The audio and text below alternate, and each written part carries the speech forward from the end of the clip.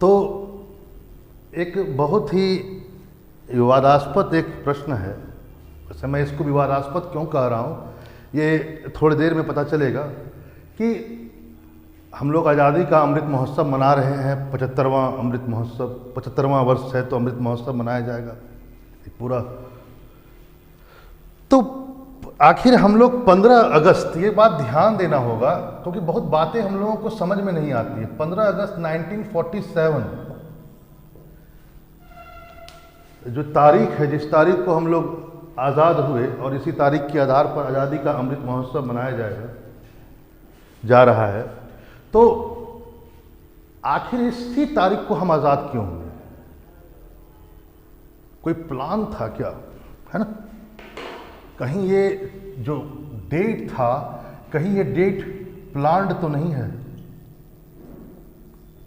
Planned, क्योंकि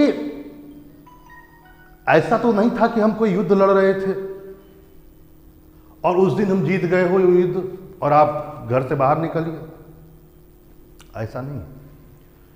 क्योंकि एक बात ध्यान रखेंगे कि 15 अगस्त को जो 15 अगस्त को जो हम लोग मनाते हैं, 15 अगस्त 1947 को जो हम लोग आज़ादी मनाते हैं, बेसिकली एक जो साइन हुआ है ना, क्योंकि उस समय जो गवर्नर थे माउंट बेटन, ओके, तो वहाँ पर जो कागजातों पर साइन हुआ है उसमें लिखा गया है कि हम ग्रांट कर रहे हैं, है ना? अब ग्रांट का मतलब तो आपको पता ही है, ग्रांट मतलब क्या होता है? अनुदान होता है, दान होता है। तो हमने आपको दान दिया, है ना? हम कोई ऐसा तो नहीं था कि हम कोई लड़ाई लड़ रहे थे और उस दिन हम जीते। असल में जो 15 अगस्त जो तारीख में जो भी कुछ हुआ, बेसिकली वहाँ पर वर्ड ग्रांट है, यानी हमें अंग्रेजों ने उस तारीख को हमारी आज़ादी ग्रांट में दी, अनुदान, दान में दी। तो तारीख तो कोई भी हो सकता था, 14 भी हो सकता था, 13 भी हो सकता था, 15 ही क्यों? तो देखिए, बहुत सारी बुकें आजकल पढ़ी जा रही है। माउंट बेटन ने भी बुक लिखी है, वल्लभ भाई पटेल की पुत्री ने भी बुक लिखी है, सुभाष की जीवनी भी अब धीरे धीरे, है ना, सुभाष चंद्र बोस की जीवनी भी अब धीरे धीरे लोग पढ़ रहे हैं। तो बहुत चीज़ें समझ आ रही है, सामने आ रही, जो पहले नहीं आती थी। देखिए, एक बात जानिए, ये माउंट बेटन के बारे में जरा समझना होगा कि ये माउंट बेटन है कौन। सेकेंड वर्ल्ड वॉर में, याद रखेंगे, जो सेकेंड वर्ल्ड वॉर था, सेकेंड वर्ल्ड वॉर में ये भाई साहब साउथ ईस्ट एशिया के ये कमांडर जनरल है। कौन? Mountbatten. अंग्रेज युद्ध लड़ रहे थे पूरे विश्व में, तो साउथ ईस्ट एशिया के कमांडर जनरल थे ये। कौन? Mountbatten. और बाद में इन्हीं को क्या किया जाता है? भारत का गवर्नर जनरल बनाकर भेज दिया जाता है कुछ दिनों के बाद। और ये माउंट बेटन जो साउथ ईस्ट एशिया का कमांडर इन चीफ था अंग्रेजों का वर्ल्ड वॉर में, अंग्रेजों के सामने जापान, है ना, जापान ने सरेंडर कब किया है पता है? इन्होंने सरेंडर किया था 15 अगस्त 1945 को।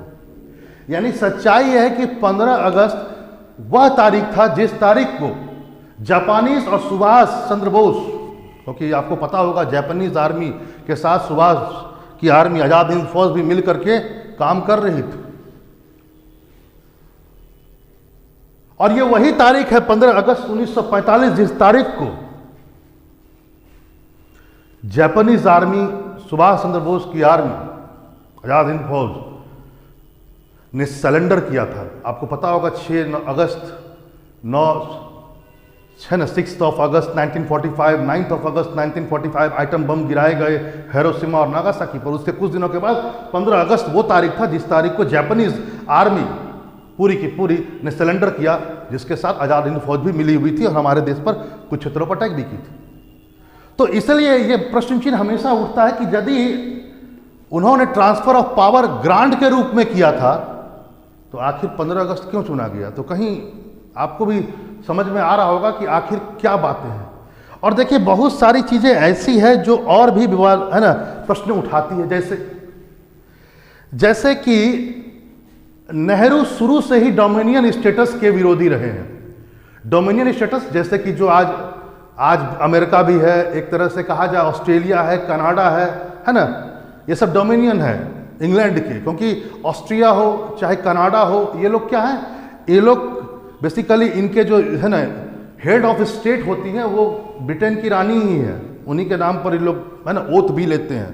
ठीक है, आपको पता होना चाहिए कि जो कनाडा हो चाहे ऑस्ट्रिया हो या न्यूजीलैंड हो, ऑस्ट्रेलिया हो, यहां पर हेड ऑफ स्टेट कौन है? इनका हेड ऑफ स्टेट ब्रिटेन,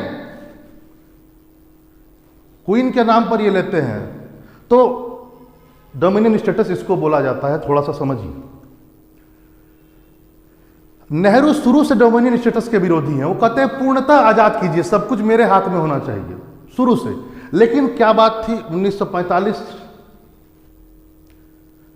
15 अगस्त 1947 को जब जाते हैं और कुछ दिनों के बाद नेहरू प्रधानमंत्री बनते हैं उसके बाद, तो नेहरू जो डोमिनियन स्टेटस के विरोधी थे, उन्होंने एक तरह से कहा जाए प्रधानमंत्री के पद का जो शपथ लिया और बहुत दिनों तक वो हेड बने रहे, उसमें जो ओथ लिया था उन्होंने, वह बेसिकली उस समय हमारा हेड ऑफ स्टेट जो था वह वहाँ का राजा था, ब्रिटेन का राजा, समझ सकते हैं ना। तो यहाँ पर भी कुछ प्रश्न चिन्ह है। माउंटबेटन कोई छोटी मोटी हस्ती नहीं है सर, है ना। माउंटबेटन उस समय के जो राजा थे उनके कज़न थे, द सेकंड कज़न माउंटबेटन। तो आप समझ रहे होंगे कि आखिर क्या बात थी, क्या मेंटलिटी थी। कहीं ऐसा तो नहीं कि बहुत सारी चीज़ें अंदर छुपी हुई थी और उसके बाद है ना एक दिखावा दिखाया गया कि हम 15 अगस्त को भारत को आज़ाद कर रहे हैं। ठीक है, आज़ाद थे या ग्रांट किया गया, है ना, बहुत सारी बातें हैं जो इनक्लोज है। चलिए कोई बात नहीं, ये तो विवाद का विषय है, हम लोग इस पर चर्चा कुछ नहीं करेंगे। लेकिन हाँ, चलिए हम लोग क्लास को अब आगे बढ़ाते हैं और हम लोग देखते हैं कि आखिर भारत में जो सांप्रदायिकता का विकास हुआ वो किन किन चरणों से होकर गुजरा। ठीक है, चलिए।